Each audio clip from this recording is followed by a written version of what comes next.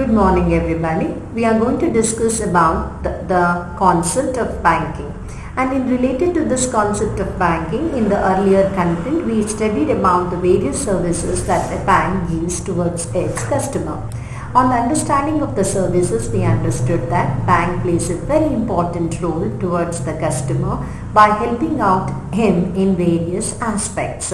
And there is a sort of relationship between the banker and customer. What sort of relationship exists between them is what is that we are going to discuss in today's class. A bank and a customer has a very unique relationship, and that relationship has to be understood. To understand that relationship, we have to understand who is a banker and who is a customer. A banker is someone who works in a bank. A banker is one who performs the activity of banking. He is also called as a banker. Who is a customer then? He is a person who has an habit of resorting to the same place or a person to do banking business. A customer, he is a person who has an account in a bank. So understanding who a banker is and who a customer is, we have to understand a sort of relationship between the banker and the customer. When we understand the relationship between the banker and the customer, it can be understood as the relationship between them can be of a debtor, a creditor. The relationship can be of a pledger and pledgee. The relationship can be of a licensor and licensee. The relationship can also be understood as a bailer and bailee. The relationship can be also as hypothecator and hypothecate. Relationship of trustee and beneficiary. Relationship of agent and principal. Relationship of advisor and client, and other relationships. That means there's a very important, unique relationship between the banker and the customer. Further, to understand the relationship between them, you can categorize them into broad two categories, that is general relationship between the banker and the customer, special relationship between the banker and the customer. In the general relationship, it can be further divided as primary general relationship and subsidiary general relationship. And now let's try to understand what is the primary general relationship between a banker and a customer. To sum up with that, the primary general relationship between the banker and the customer is that of a debtor and a creditor. That means to say, whenever a customer is depositing the money in the bank, then the money when you deposit to the bank becomes the debtor and the customer becomes the creditor.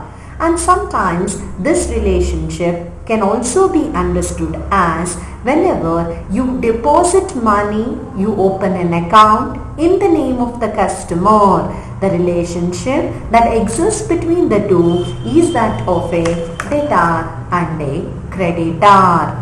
Similarly, whenever a bank offers a financial amount through offering a letter or through offering a loan, then the relationship that exists between the banker and the customer is creditor-debtor relationship. That means to say, a bank is a creditor, the customer is the debtor. So when we understand with the aspect of primary general relationship, very important relationship that exists basically between the customer and the banker is debtor and creditor relationship, creditor and debtor relationship.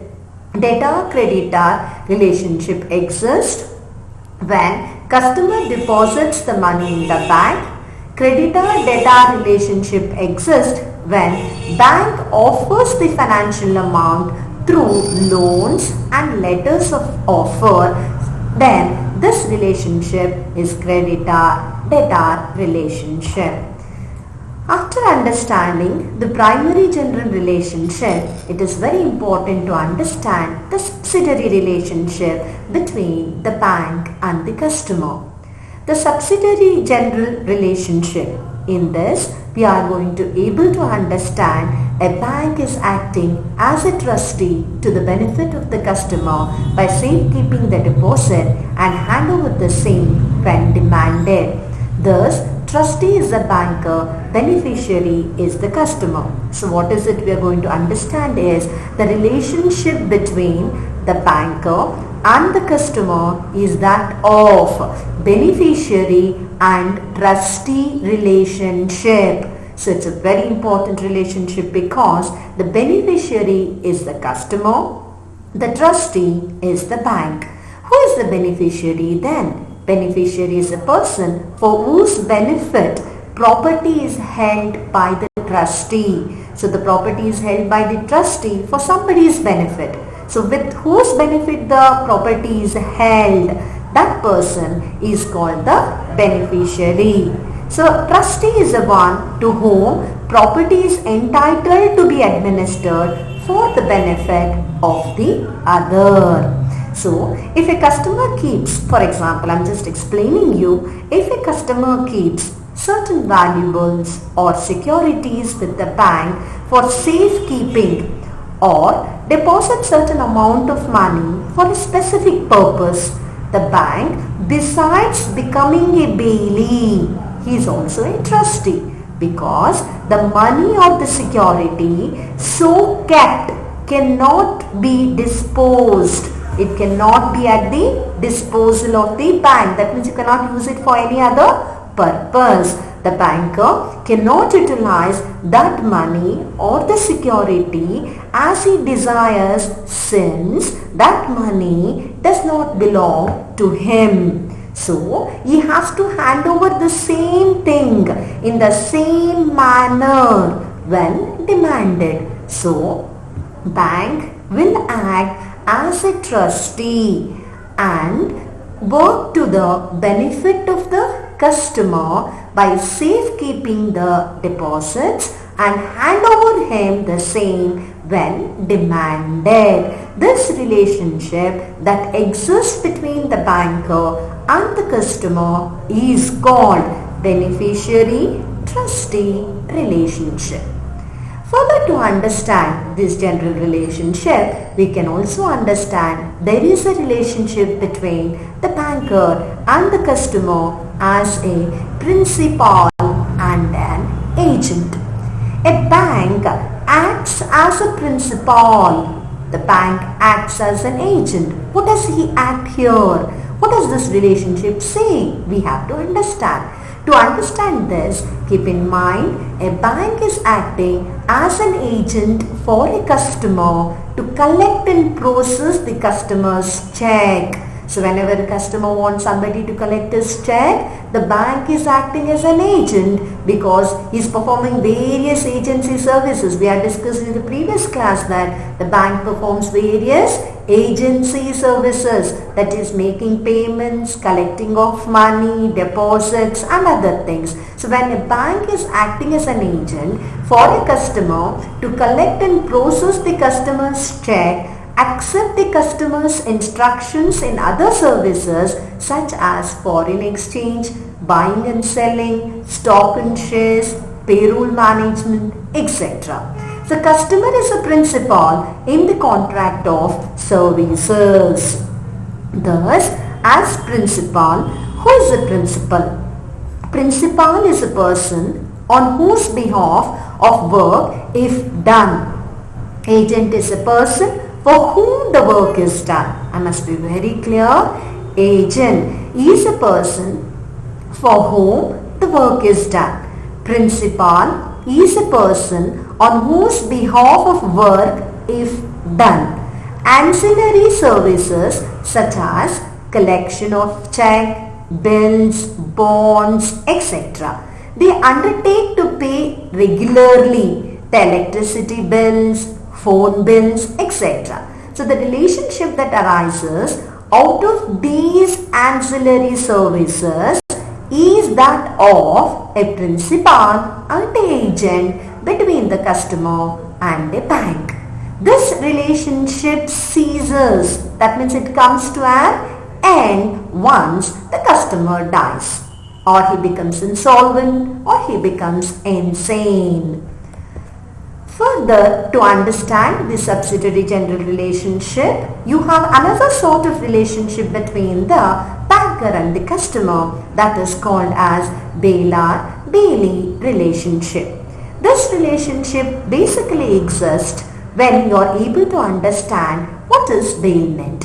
Bailment is nothing but a delivery of goods by one person to another person for some purpose upon an agreement of contract that they shall, when the purpose is finished, the directions of the person, they will deliver them. So it is a delivery of goods by one person to another person for some purpose upon the contract that they shall, when the purpose is accomplished, the directions of the person deliver them. So the person delivering the goods is called the bailor. So whoever is giving the goods, we call him as a bailor. The person whom they are delivered, to whom you are giving the goods, that person is called as bailee. So when a customer deposits valuable articles, shares, bonds, debentures or other documents in a bank for custody. Take for example, your customer, you are giving it what? You are depositing the valuable articles.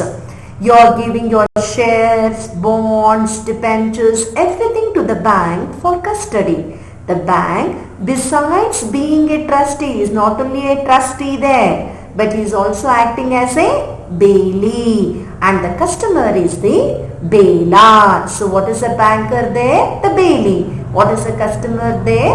The bailor. Because he has to deliver back the same thing as is conditioned to his customer whenever he demands it.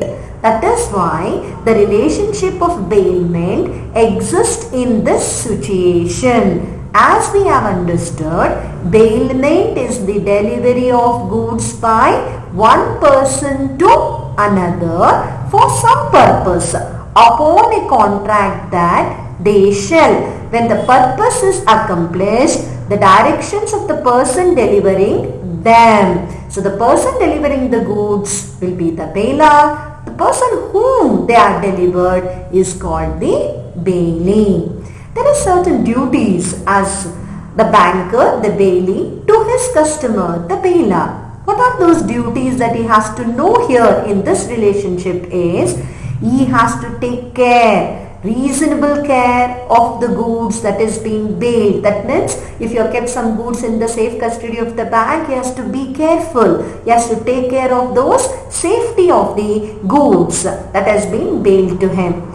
It is a duty not to make any unauthorized use. You cannot use those goods that you have kept in the safe custody of the bank. You cannot use it. You have to keep it as kept in the custody. It is a duty that you should not mix the bailor's goods with his own goods. So bank has its own assets. You cannot mix the things that is given by his customer for the safe custody along with his goods. That he cannot do it. He must also ensure that he will return back these goods in a condition what he has given him back. So return goods on fulfillment of the purpose. It is a duty to deliver to the bailor any increase or profit on goods bailed. If some profit or some gain is there on the property that has been given, give it back to the bailor, that is a customer. You cannot keep it with you. And these duties are to be followed by the banker for maintaining a good relationship of bailor and bailee. Liability of the banker as a bailee to his customer if he is liable for loss of any security deposited, fraud committed, if some unauthorized act or something happens, and he will be held liable for it. So this is the concept of a relationship of bailor and bailee. So to understand further, when a bank takes charge of the valuables of a customer for the safe custody, the bank is the bailee and the customer is the bailer. The bank is bound to take reasonable care of its customers' property. And further to understand the relationship, let's understand the relationship of a banker and a customer as lessee and lessor. The relationship of the banker and the customer takes in as a lessee and lessor in the case of bailee and bailer while hire lock charges. The bank provides safe deposit lockers to the customer who hire them on lease basis. So you have got a safety locker by the banker. So the bank is providing a safe deposit locker to its customer who hire them on lease basis. The relation therefore is that of a lessee and lessor. See, I had discussed with bailee and bailer. Even there it is a responsibility of the banker to keep the safety of the valuables kept with him in his safe custody. When he has to maintain the safety of the valuables kept with him in his safe custody, the relationship is bailee-bailer. This is a relationship where the bank is providing a safe deposit locker to keep these items in it. So, once you provide a space, provide a place to keep the things safely, and providing such a place to keep the things safely is lessee-lessor relationship. Safeguarding those things safely is bailee-bailer relationship. So please make very clear the difference between the bailee-bailer, the lessee and lessor. Lessee-lessor is a safe deposit locker facility given for the customer who hires them on lease basis. Bailee-bailer is a relationship between the banker and the customer to take care the safety of the goods in the lockers. So giving locker is lessee-lessor. Taking care of those goods is bailee and bailer. I think this is a very important relationship that pertains with the banker and the customer. Okay, let me come back. Let me continue with the relationship between lessee and lessor. The bank provides a safe deposit locker to the customer, and this is not given just like that. It would be given to him who will hire them on a lease basis. The relationship therefore is that of a lessee and lessor. In certain banks, the relationship is termed as licensee and licensor. The bank leases out the space for the use of clients, and the bank is not responsible for any loss that arises to the lessee in this form of transaction except due to the negligence of the bank. That means the bank is providing a safe deposit locker to the customer, not at free of cost. It will be given to him on certain amount for which he has to hire the locker and pay it to the bank. And once he pays to the bank, the relationship is that of a lessee and a lessor. So the bank leases out the space. What is the bank doing there? It is leasing out the space for the use of the clients, and the bank is not responsible for any losses that arises to the lessee in form of transactions except due to the negligence of the bank. If there is any negligence on the part of the bank, then he will be responsible, otherwise is not. So I think I am very clear with the aspect of acting as a beneficiary and trustee, principal and agent, bailee, bailer, and now we finished with lessee and lessor. Further, the subsidiary general relationship can be understood with the relationship between the banker and the customer as indemnifier and indemnified. A bank issues of wrong demand draft for a wrong payment. The customer is an indemnifier and the bank is indemnified. So a contract by which, for example, I was teaching you that when a bank is issuing a wrong demand draft, it's given something wrong, then payments is for a wrong payment, then the customer is indemnifier and the bank is indemnified. So a contract by which one party promises to save the other from loss caused to him by the conduct of the promisor himself or the conduct of any other person is called contract of indemnity. Risk undertaken by bank in taking the insurance of life, goods, others. So a contract by which one party is promising, what does it relationship says is, when there is a contract between one party which promises to save the other from the loss caused by him by the conduct of the promisor himself or conduct of any other person, then we will call it as contract of indemnity. So banker is indemnified and the customer is always called as a indemnifier. So this situation arises, for example, as I said, when you issue a wrong demand draft for a wrong payment. Then the customer is indemnified, the bank is indemnified. That means to say, this you may also take up another example where there is a risk undertaken by the bank in taking the insurance of life, goods and other things. So that is what is called as indemnity agreement. And further, to understand the subsidiary general relationships, there is another important relationship that exists between the banker and the customer is when banker is acting as a consultant. That is, there is a consultancy services as we discussed earlier when we were discussing with mercantile service.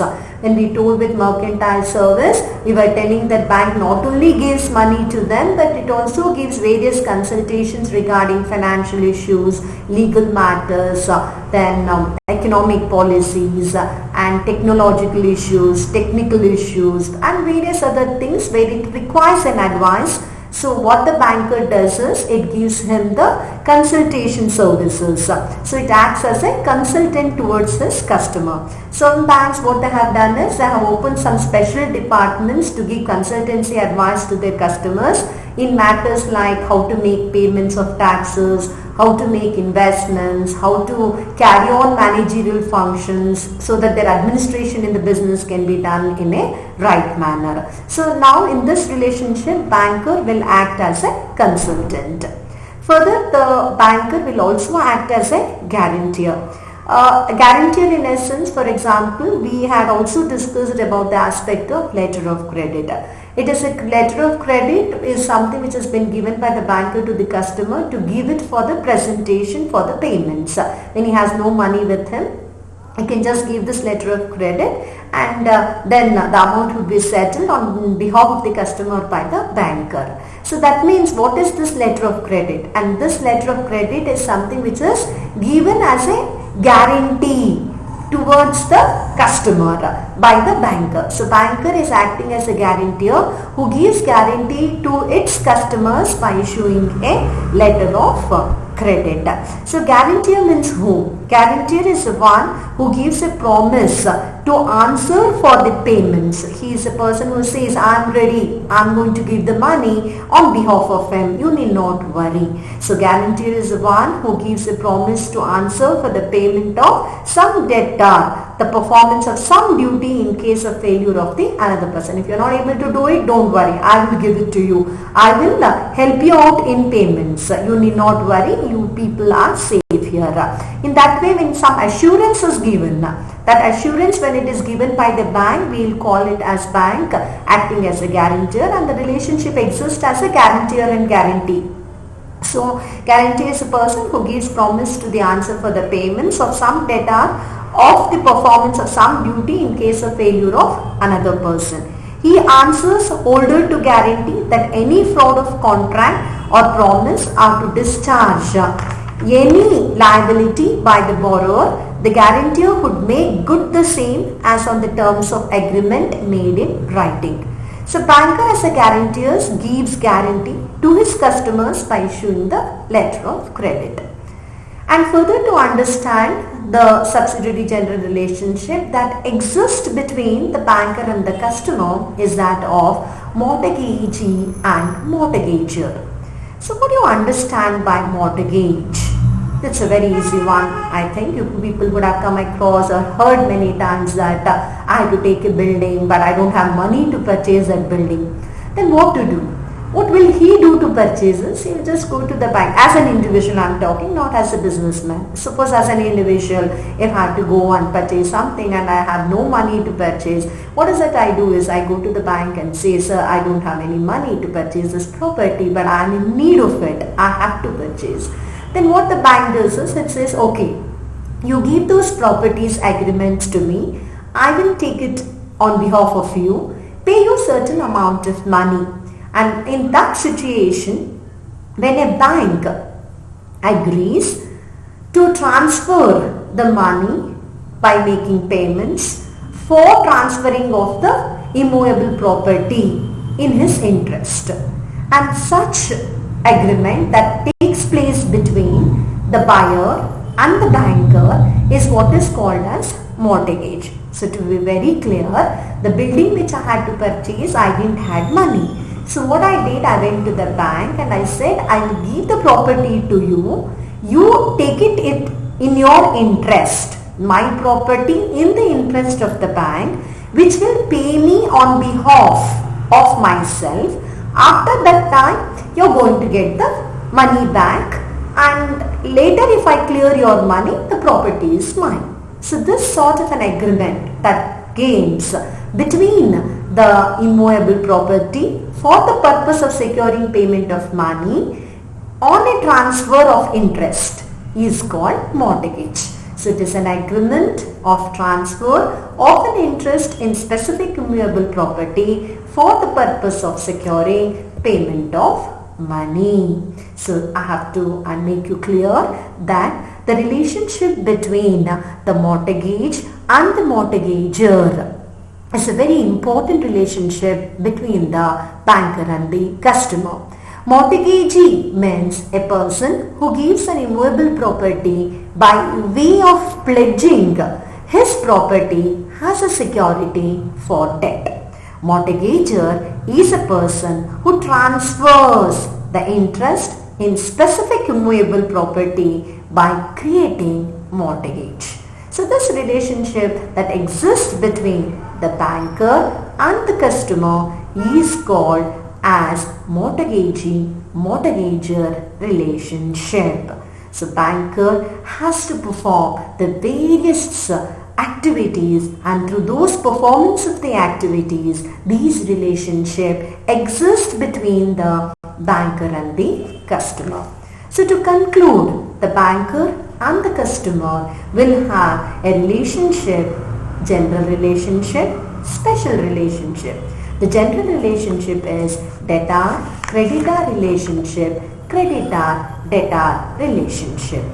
Subsidiary general relationship is beneficiary-trustee relationship, principal-agent relationship, leasing-leasor relationship, bailee-bailor relationship, indemnifier-indemnified relationship, banker as a consultant, banker as a guarantor, mortgagee-mortgager relationship. So this is something which made us to understand this beautiful relationship, an understandable relationship between the banker and a customer, not only as a debtor and a creditor or creditor and a debtor, but it also goes with these general relationships. In further explanation, we will be able to understand there is some sort of a special relationship also between the banker and the customer. Those special relationship refers to the special obligations and rights of the banker against the customer, or it can be customer against the banker. So let's understand in the next class on these concepts of the special relationship between the banker and customer.